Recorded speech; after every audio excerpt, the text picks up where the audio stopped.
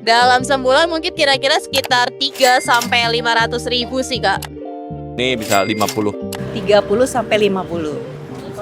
Iya, aku juga hampir sama kayak gitu. 70.000 lah kayak gitu. Sekitar 70 ribuan ya, lumayan sih buat aku.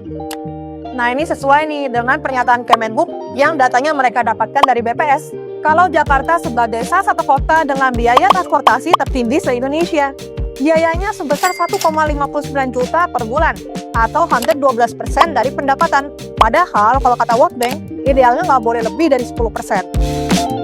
Tapi di satu sisi, Jakarta itu masuk di posisi ke-17 sebagai kota dengan transportasi umum terbaik di dunia versi Time Out pada 2025. Soalnya kita punya Transjakarta, MRT, LRT, dan juga Mikrotrans. Tapi kenapa biayanya tetap mahal ya?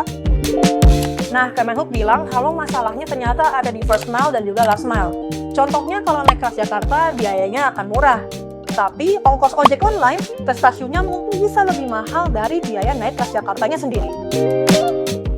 YLKI bilang kalau transportasi di Jakarta itu sudah lengkap, tapi belum sampai ke titik awal dan akhir perjalanan warga. Jadi orang kadang harus menyambung lagi dengan menggunakan transportasi online. Hal ini yang membuat biaya transportasi menjadi membengkak. Apalagi Indonesia masuk sebagai pengguna transportasi online tertinggi di dunia. Sementara itu, masyarakat transportasi Indonesia juga menilai masih banyak warga yang belum mau beralih menggunakan transportasi umum. Padahal menurut Gubernur Jakarta Pramono Anung, tingkat konektivitas transportasi Jakarta itu sudah mencapai 91%, tapi pengguna transportasi umum baru 21%. Untuk mendorong warga dapat beralih menggunakan transportasi umum, YLKI menghimbau kepada pemerintah untuk menyediakan kantong parkir murah yang berada di sekitar stasiun dan halte. Hal ini biar orang lebih mudah beralih tanpa menggunakan transportasi online terlebih dahulu. Pemprov Jakarta sih sebenarnya sudah berupaya dengan park and ride untuk tempat parkir, salah satunya di Lebak Bulus. Tak hanya itu, MTI juga mengatakan bahwa transportasi publik harus membantu dan mensejahterakan warga.